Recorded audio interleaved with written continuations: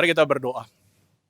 Bapa di dalam surga, kami bersyukur Tuhan untuk kebaikan Tuhan yang kami boleh terima sampai dengan hari ini. Kebaikan-Mu adalah apa yang menjaga, memelihara kami sampai dengan hari ini. Tuhan baik. Dan kami bersyukur untuk ibadah yang kami boleh bangun bersama pada hari ini. Tuhan, Kau hadir di tengah-tengah kami. Dan biarlah Kau menemukan hati kami yang menaikkan pujian, penyembahan kami kepada Tuhan. Dan hati yang siap menerima kebenaran firman Tuhan. Berbicara kepada kami Tuhan, kami menyambut berkat firman-Mu, kami berdoa di dalam nama Tuhan Yesus. Amin. Saudara, hari ini kita berada di tengah-tengah situasi yang, di tengah-tengah dunia yang kita bisa katakan dunia yang ribet, dunia yang nggak biasa. Kapan terakhir kali Anda memberi nama untuk anak Anda? Kalau buat saya pribadi, ya udah lebih dari 12 tahun yang lalu. Saudara, waktu saya memilih nama anak adalah hal perkara yang gampang. Seperti semua orang tua yang lainnya, pada waktu-waktu itu, saya tinggal membaca, mencari buku-buku, mencari buku nama yang tebal untuk dipilih dari sana. Pada waktu itu sudah ada internet, saya juga browsing internet. Tapi rupanya saya membaca sebuah tren, sebuah artikel yang berkata bahwa tren terakhir ini, parents itu kesulitan menemukan nama yang baik untuk anak-anak mereka. Problemnya karena apa? Karena orang tua merasa perlu untuk memastikan bahwa anak-anak mereka nanti akan punya akun sosial media yang proper sesuai dengan nama mereka. Saudara bisa bayangkan itu, artinya kalau saudara mau memberi nama anak saudara, seorang cowok, saudara sudah tahu nama anak saudara cowok, saudara mau kasih nama William Onggo Wijaya. Saudara kita dulu ngecek dulu tuh di sosial media, ngecek di platform seperti Instagram, di Facebook, di Twitter, di Snapchat, William Onggo Wijaya, masih ada nggak, bisa dipakai nggak? We need to check the availability of our name for social media. Saudara, dalam kasus yang super kiasu, dalam kasus yang super nggak mau kalah tuh ya, orang tua yang super kiasu bahkan ngecek nama domain name anak-anaknya. Misalnya, saudara mau kasih nama anak saudara William Onggo Wijaya, ngecek dulu tuh, williamonggowijaya.com masih available nggak?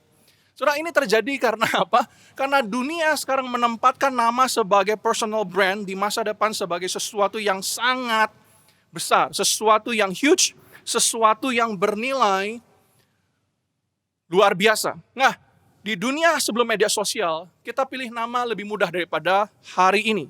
Orang tua sekarang merasa mereka merasa bahwa nama itu bisa menjadi sebuah personal brand yang serius hari ini dan juga di masa depan. Kenapa? Karena nama personal brand itu bisa bernilai jutaan dolar. Nah, kalau Anda tahu, Anda suka membaca misalnya, majalah Forbes tahun yang lalu, 2019, itu membuat sebuah list daftar nama YouTuber terkaya di dunia. Di dalam list tersebut, nomor satunya adalah seorang YouTuber yang baru berusia 7 tahun waktu itu, hari ini dia berusia 8 tahun. Dia bernama, 8 tahun anak ini umurnya, dia bernama Ryan Kajis. Nah, saudara, dia punya YouTube channel. Sekarang diberi nama YouTube channelnya Ryan's World. Saudara tahu berapa followernya, berapa subscribernya? Hampir 26 juta subscriber. Saudara, berapa penghasilannya setiap tahun? Setiap tahun penghasilannya diprediksi bernilai 25 sampai 30 juta dolar. Betul. Saudara nggak salah dengar, 25 sampai 30 juta dolar per tahun itu hanya dari ad revenue saja. Hanya dari iklan yang dia dapatkan, hanya dari iklan yang didapatkan dari YouTube channelnya, dari setiap videonya. 25 sampai 30 juta dolar. Nah, nggak berhenti sampai di sana. Nama Ryan sekarang, Ryan's World, itu menjadi sebuah brand label. Kalau kita sekarang ngecek misalnya di Tokopedia atau di toko-toko mana online yang ada, saudara ngecek Ryan's World, saudara akan menemukan ada banyak produk untuk anak-anak umumnya. Produk-produk yang menunjukkan bahwa dia menjadi sebuah personal brand, dijual dan tidak murah. Apa yang diciptakan, apa yang dibuat sebagai produk dari Ryan's World? Banyak. Pakaian, ya toh, fashion line, pasta gigi yang saya tahu. Seorang kontraktor film sudah mulai mengkontak dia dan mau memfilmkan dia, mungkin sudah dijual license-nya, cerita tentang kehidupannya. Saudara, kekayaan Ryan yang masih umur 8 tahun ini luar biasa. Jadi kalau sekarang saudara tanya, saudara mengutip Shakespeare seperti zaman-zaman dulu, what is in a name? Apalah arti sebuah nama? Kalau jawabnya hari ini adalah, what is in a name? Jawabnya adalah million of dollars. Apa yang ada di dalam nama kita itu bisa bernilai jutaan dolar. Itu bisa menjadi super brand. Itu bisa membawa kekayaan yang luar biasa untuk kita hari ini dan anak-anak di masa depan. Maka memilih nama anak memang menjadi sesuatu yang tidak lagi sangat mudah kalau kita memikirkan masa depan anak-anak kita ke depan. Dan memilih nama anak juga adalah sesuatu yang istimewa kita temukan di dalam Alkitab kita, bukan? Tuhan memiliki banyak nama. Tuhan dikenal sebagai Yahweh, Adonai, Elohim, Jehovah Rafa, Jehovah Nisi, Jehovah Jireh. Di dalam setiap nama itu membawa sebuah pribadi, sebuah pesan, sebuah peran tertentu yang bernilai, sesuatu yang penting, yang membawa peran Tuhan di dalam kehidupan setiap kita. Sebaliknya, di dalam Alkitab, Tuhan juga, kita tahu Tuhan memberikan nama kepada orang-orang istimewa.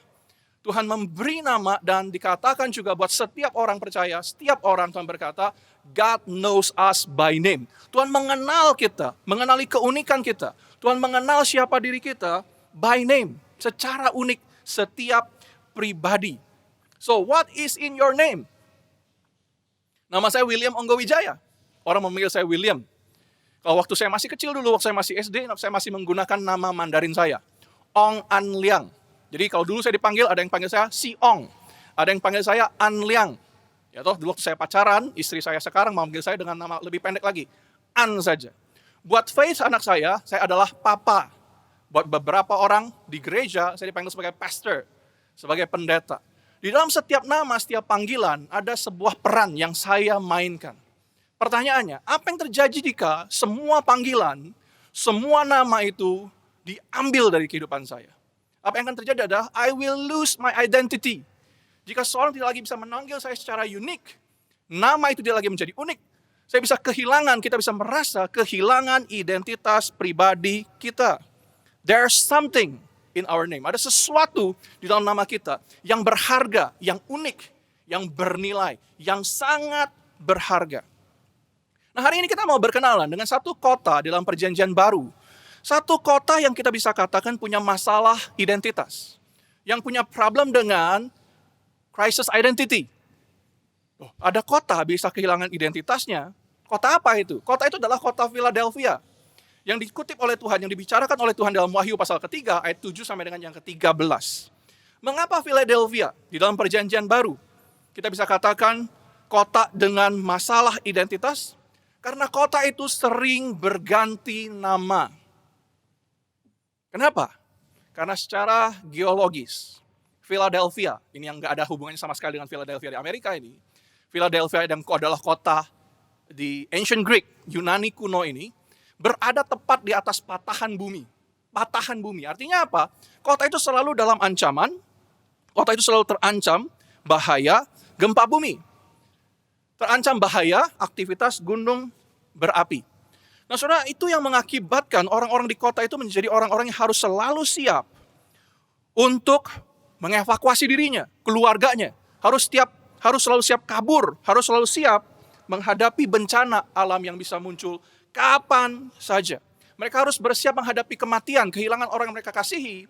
Mereka harus menghadapi segala kehancuran yang mungkin terjadi setiap saat dalam kehidupan mereka. Nah, setiap kali kota itu hancur, mereka akan membangun kembali. Semua orang akan membangun kota itu dari nol. Rumah-rumah akan dibangun, infrastruktur akan dibangun, segala sesuatu akan dibangun, pusat-pusat kota dibangun kembali. Setiap kali hancur, mereka akan membangun kembali lagi. Beberapa tahun yang waktu dibutuhkan, they will build again. Nah, yang menarik begini. Kenapa kota itu bisa kita katakan punya Christian identity? Karena setiap kali dibangun baru oleh Kekaisaran Roma, kota itu akan diberi nama yang baru lagi. Fresh name, dengan harapan yang baru. Nah, kebetulan waktu di abad pertama, kota itu sedang bernama Philadelphia. Dan Tuhan dalam Wahyu pasal ketiga, Tuhan Yesus mengadres kota yang selalu bergumul dengan identitasnya tersebut. Tuhan Yesus secara spesifik, secara istimewa mengadres kota yang selalu dalam masalah, selalu dalam bencana, selalu dalam kekhawatiran, ketakutan, kegalauan itu secara personal. Tuhan mengadres kota ini secara pribadi, memberikan pada mereka penguatan, penghiburan yang mereka perlukan. Saya bacakan Wahyu pasal ketiga ayat 12 dan 13 terlebih dahulu. Firman Tuhan berbunyi demikian. Aku datang segera, kata Tuhan Yesus. Peganglah apa yang ada padamu, supaya tidak seorang pun mengambil mahkotamu. Barang siapa menang, Tuhan Yesus berkata, barang siapa menang, ia akan kujadikan soko guru di dalam bait suci Allahku. dan ia tidak akan keluar lagi dari situ. Padanya akan kutuliskan nama Allahku, nama kota Allahku, yaitu Yerusalem baru, yang turun dari sorga, dari Allahku, dan namaku yang baru. Saudara baca begini, saudara mungkin merasa, apa sih maksudnya? Sederhananya, ini yang Tuhan katakan. Tuhan mau berkata kepada kota tersebut, I will change your name to an unchanging name. One that has and will stand forever. You will all live in and be the citizens of an eternal city that cannot be shaken. So, you'll never have to move. You'll never have to hide. You'll never have to evacuate. You'll never have to rebuild again. You'll never have to leave, board up, pack up, pick up, and rebuild again. You will never have to do all of that anymore. Tuhan mau berkata kepada bangsa itu, aku akan memberikan kepadamu nama yang baru. Akan mengganti namamu dengan nama yang tidak lagi tergantikan. Nama yang kekal. Kau akan berdiam di sana. Kau akan menjadi warga sebuah kota yang kekal. Yerusalem baru. Kau tidak lagi harus pindah. Kau tidak lagi harus nge-packing, unpacking, membangun kembali. Kau tidak lagi harus kehilangan orang-orang kekasihmu. Kau tidak lagi harus hidup dalam kegalauan. Kau tidak lagi harus hidup dalam takut, dalam khawatir. Sebab aku ada di sana, aku akan membangun kota ini bagimu. Isn't it wonderful? Tidakkah ini sangat indah janji Tuhan bagi Philadelphia yang sangat bergumul. Saudara, tema kita hari ini adalah a call to be faithful. Tema kita adalah panggilan untuk setia. Sebuah tema yang sangat relevan dengan situasi yang kita hadapin hari ini. Kita tinggal di tengah situasi yang tidak pernah terbayangkan sebelumnya. Siapa yang tahu situasi akan jadi seperti ini? Kita bergumul dengan banyak hal. Kita menghadapi tantangan di dalam keluarga kita, dalam bisnis pekerjaan kita, dalam kehidupan financial kita, dalam relasi kita. Kita bergumul dengan rasa takut, kita bergumul dengan rasa khawatir, kita galau. Namun, firman Tuhan berkata kepada kita bahwa Tuhan memperhatikan kita. Tuhan tidak meninggalkan kita. Tuhan memperhatikan keluh kesah kita. Tuhan memperhatikan kegalauan kita. Tuhan memperhatikan kegelisahan kita. Tuhan memperhatikan air mata kita. Tuhan memperhatikan waktu kita nggak bisa tidur di malam hari karena bergumul dan banyak hal yang menjadi beban kita. God knows us. God care about us. Dan yang lebih penting hari ini yang firman Tuhan katakan kepada kita adalah bahwa Tuhan memperhatikan bukan saja problem kehidupan kita, namun Tuhan memperhatikan iman kita. Tuhan memperhatikan bagaimana kita handle things waktu dalam situasi yang tidak terkendali. Tuhan memperhatikan bagaimana kita live our faith, menghidupi iman kita waktu kita merasa tidak ada jalan dalam kehidupan kita. Tuhan memperhatikan iman kita. Mari kita sekarang membaca dari Wahyu. Wahyu pasal ketiga ayat 7 sampai dengan 13. Saya minta saudara membukanya di rumah saudara. Wahyu pasal 3 ayat 7 sampai dengan 13. Saya nggak akan membacanya satu persatu. Karena saya nggak akan baca ayat per ayat sesuai dengan apa yang di Alkitab. Saya minta saudara membukanya. Silahkan buka dulu. Saya minta saudara memperhatikan. Saya nanti akan menyederhanakannya. Saya akan membacanya, menyederhanakannya ayat per ayat. Supaya kita lebih mudah mengerti apa yang sebenarnya Tuhan katakan. Gitu kan ya. Kadang kalau kita buka Alkitab kita baca Alkitab kita sendiri, kita nggak ngerti dia lagi ngomong apa sih sebenarnya. Bahasanya terlalu puitis, terlalu Alkitabiah, nggak relate dengan kita. Nah, hari ini yang saya lakukan adalah, saudara buka Alkitab saudara perhatikan, dan saya akan membacanya dengan menyederhanakannya. Dan saudara perhatikan ayat demi ayat. Wahyu pasal 3 ayat 7 sampai dengan 13. Firman Tuhan sederhananya berkata demikian. Yesus berkata, namaku kudus. Namaku adalah yang kekal. Aku transenden, aku tidak berubah, aku kekal. Aku adalah pemegang kunci, kata Tuhan. Apa yang kubuka, tidak ada yang dapat menutupnya. Sebaliknya apa yang kututup, tidak seorang pun yang dapat membukanya. Sebab aku adalah pemegang kunci kehidupan. Ayat berikutnya. Tuhan berkata, aku telah melihat segala sesuatu. Aku tahu segala hal. Dan aku tahu, aku mengenal engkau. Aku tahu segala kesusahanmu. Namun aku telah membuka pintu yang baru untuk masa depanmu. Dan melanjutkan.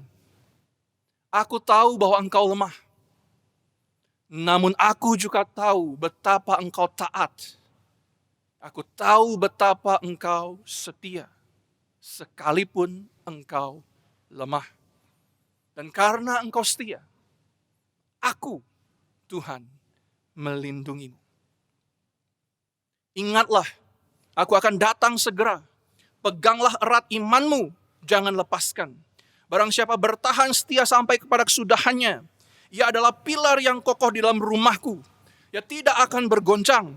Ia akan tinggal tetap di kota yang baru, Yerusalem baru. Ia akan kuberi nama yang baru, yang kekal, yang tak berubah selama-lamanya.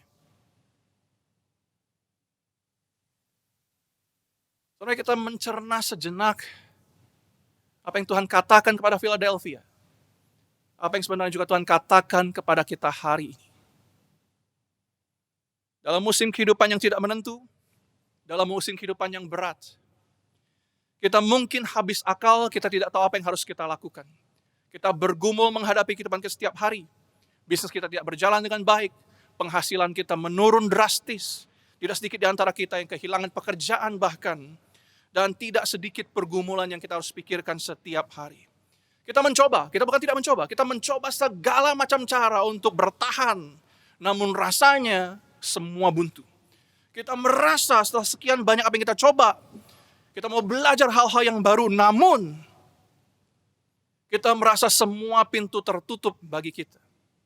Saya tahu ada banyak orang yang melihat message ini hari ini, mendengar khotbah ini hari ini, mungkin bergumul dengan insomnia, nggak bisa tidur nyenyak malam hari. Karena apa? Banyak hal yang kita pikirkan. Kita merasa semua pintu terkunci. Namun Tuhan berkata, ini pesan Tuhan buat kita hari ini. I know you. I know. I know all about you. I have a view from above. Tuhan berkata kepada kita, aku mengenalmu. Aku tahu apa yang kau hadapi. Tapi percaya kepada aku punya perspektif yang kekal. Aku punya perspektif yang lebih luas melihat dunia, pergumulanmu dan keadaanmu. Kau hanya perlu percaya kepadaku. Waktu aku berkata, aku membuka pintu yang baru untuk masa depanmu. Yang perlu kau lakukan, kata Tuhan. Hanyalah percaya saja dan ikut aku. Selama beberapa bulan terakhir, dalam situasi hari ini di tengah uncertainty, banyak orang bertanya-tanya, apa maksud Tuhan? Apa kehendak Tuhan dalam situasi dunia hari ini? Ada orang bertanya, apa maksud Tuhan, kehendak Tuhan di dalam kehidupanku menghadapi begitu banyak hal yang aku lewati? Apa maksud Tuhan?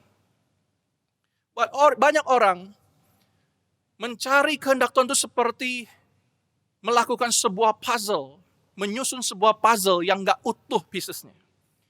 Mustahil. Rasanya gak bisa ngerti apa kehendak Tuhan di dalam kehidupanku. Rasanya kehendak Tuhan itu adalah sebuah misteri. Namun sesungguhnya, mungkin tidak sesulit yang kita bayangkan. Mungkin tidak sesusah yang kita alami. Saudara, dalam pengalaman saya akhirnya percaya satu hal. Dalam hal kehendak Tuhan. Dalam pengalaman saya belajar sesuatu tentang pencarian akan kehendak Tuhan. Ini yang saya temukan. Bahwa life is not about finding God's will. Life is never about finding God's will. Never. Life is about following God's voice. Saya ulang sekali lagi. Life is not about finding God's will.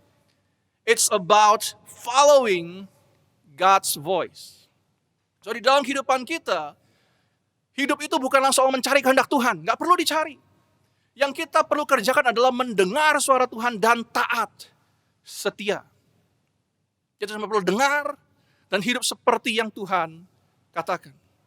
Saudara, saya tidak tahu berapa banyak di antara saudara yang mendengar message ini familiar dengan American football. American football, itu bukan football, kalau kita dengar kata football, umumnya kita berpikir tentang sepak bola. Ya toh, ada dua kesebelasan, dua tim, 11 orang pemainnya masing-masing tim, lalu rebutan satu bola berbentuk bulat itu ditendang supaya bisa masuk ke gawang mencetak gol. Tapi kita nggak bicara tentang football yang itu. Kita tidak bicara tentang football yang kita biasa bayangkan di Indonesia ada liga, bukan. American football adalah mirip, dua tim, masing-masing 11 orang, namun American football itu menggunakan bola bukan berbentuk bulat, tapi lonjong. Sebuah bola itu direbut untuk mereka mencetak point demi point juga. Nah tapi dalam American football, pemain-pemainnya adalah orang-orang yang berbadan kekar besar menggunakan pakaian dan helm full armor. Full armor. Kenapa mereka perlu gunakan semua itu untuk melindungi tubuh mereka? Karena olahraga American football adalah olahraga yang full contact body. Itu mereka bisa terluka, mereka bisa cedera, beberapa orang bisa mati karena olahraga yang cukup ekstrim ini kalau kita dengar demikian. Nah, saudara, kalau saudara tahu American football, nanti saudara lihat ya. American football itu orang-orang tuh menggunakan helm. Nah, posisi quarterback, orang yang dalam posisi quarterback itu sekali-kali itu akan memasukkan jari mereka ke lubang telinga di helm mereka. Itu ya, mereka gunakan tuh, jarinya ditekan masuk ke lubang telinga helm mereka. Saudara, jangan salah, itu bukan karena telinga mereka kotor, mereka gatal, bukan. Mereka lakukan itu karena apa? Karena sebenarnya ada speaker di dalam helm tersebut. Speaker itu adalah seorang strategis yang berbicara kepada mereka. Seorang strategis, seorang offense coordinator yang memberikan pada mereka perintah kemana harus bergerak, di mana posisi yang baik dan sebagainya. Dia yang mengatur. Jadi si quarterback, si pemain di lapangan, dia cuma perlu mendengar saja. Kenapa dia cuma perlu mendengar? Karena si strategis tidak berada di dalam lapangan. Strategis berada di luar lapangan. Dia bukan berada di samping lapangan, tapi dia berada di tempat yang tinggi. Di satu tempat di mana dia bisa melihat semua situasi yang terjadi di dalam lapangan. Hal yang tidak bisa dilihat oleh pemain di dalam lapangan tersebut, hal yang bahkan tidak juga bisa dilihat oleh bahkan orang-orang yang berada di sisi lapangan. Itu hanya bisa dilihat dari above, dari atas, melihat seluruh yang terjadi di satu poin yang tinggi.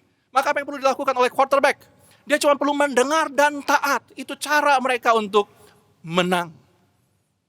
Demikian juga dalam kehidupan kita. Tuhan berkata kepada kita, you just need to trust me. You just need to believe me. I have a view from above. Aku punya perspektif dalam kekekalan. Aku tahu segala sesuatu. Aku tahu keadaanmu. Aku tahu akhirmu. You just need to follow my lead. So life is really never about finding God's will, but it's all about following God's voice. Hidup bukan soal sekadar mencari kehendak Tuhan, nggak perlu.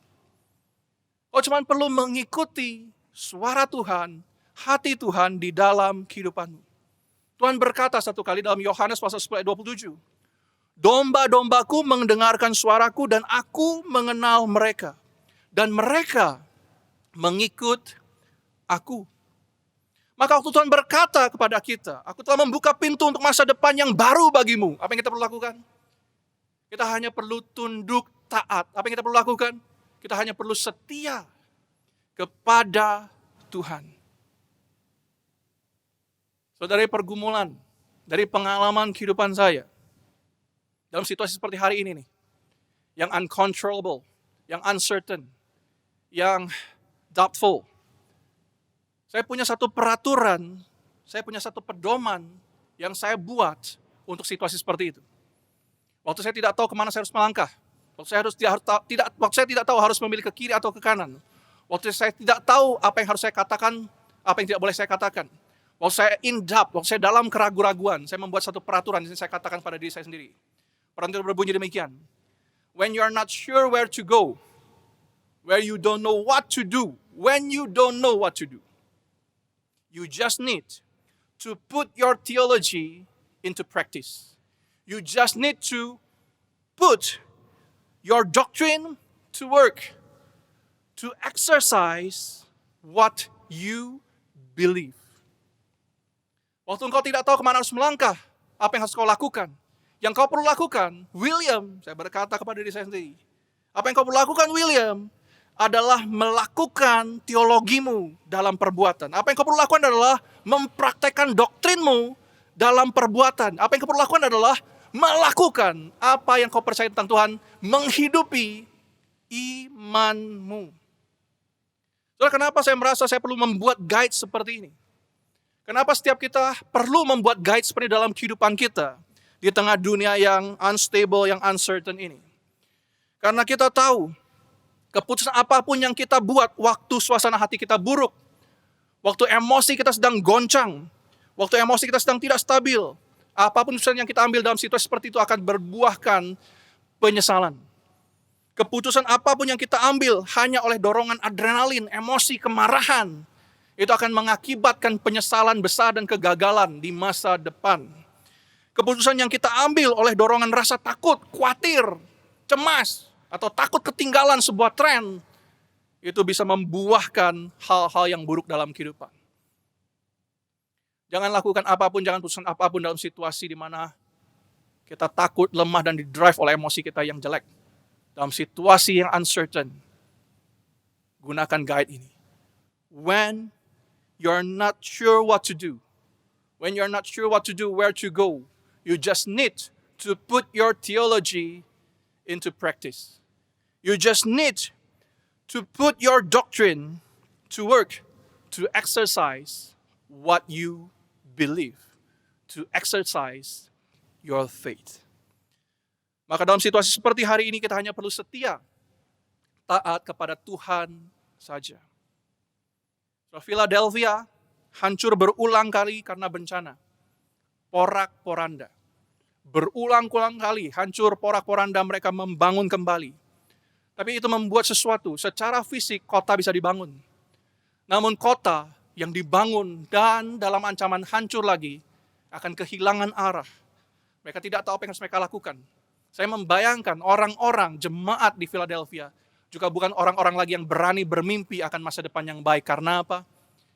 Karena mereka nggak berani mimpi, karena mimpi, dream something, mereka tahu semuanya bisa hancur seketika. Waktu bencana terjadi, waktu situasi buruk yang tidak terelakkan terjadi dalam kehidupan mereka. Demikian pun dalam kehidupan kita.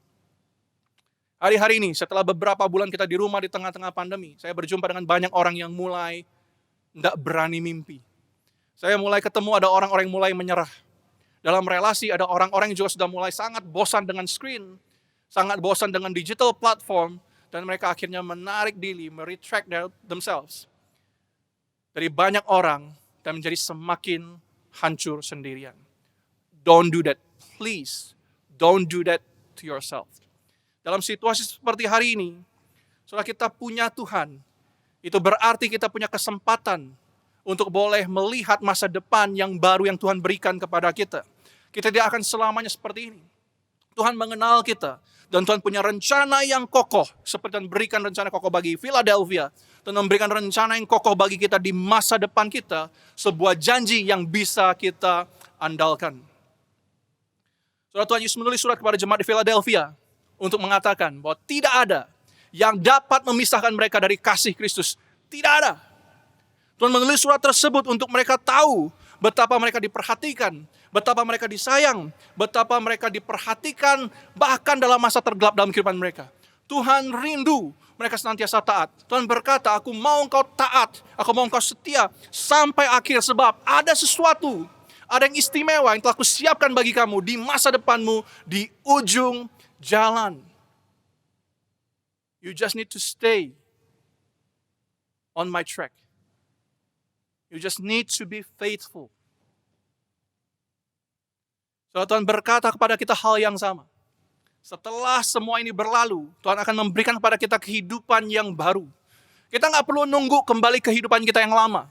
Normal yang baru juga nggak perlu dipikirin. Kita membangun sebuah kehidupan yang baru. Bukan new normal, but new life with God. Tuhan sudah rancang, Tuhan sudah siapkan bagi kita di depan. Tuhan berkata kepada Philadelphia, akan memberikan padamu masa depan yang baru. Nama yang baru, nama yang tidak tergantikan, nama yang tidak tergoyahkan. Akan memberikan padamu kota kediaman kekal. Kota yang tidak akan pernah hancur, tidak akan pernah dilanda oleh bencana. Sebuah kota di mana engkau akan berdiam di sana, dan engkau akan mengalami damai sejahtera, ketenangan Tuhan. Sebab apa? Sebab di Yerusalem yang baru, di kota yang baru, di masa depan kita kelak semua, kita akan menikmati Tuhan juga berdiam di tempat yang sama dengan kita. I will be there for you. Kau hanya perlu taat hari ini, kau hanya perlu setia. Wahyu pasal 3, surat kepada jemaat di Philadelphia, diakhiri di ayat yang ke-13 dengan ayat yang berkata demikian.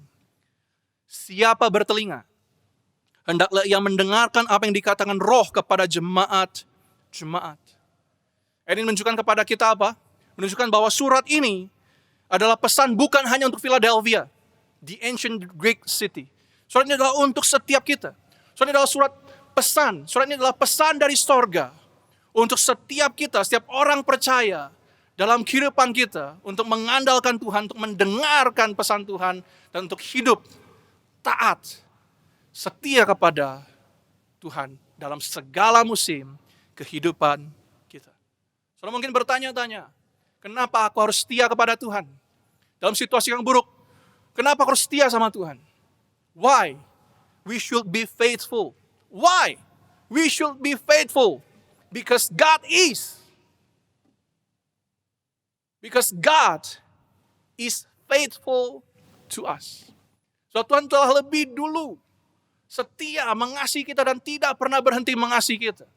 Kita yang jatuh dalam dosa, kita yang hancur berantakan, kita yang meninggalkan Tuhan, kita yang sering kali mendukakan hati Tuhan. Kita yang selalu melakukan dosa yang tidak berkenan, melakukan hal yang jahat di hadapan Tuhan sekalipun. Tuhan tetap mengasihi kita, tetap menawarkan anugerah ini bagi kita. Dia tidak pernah jauh.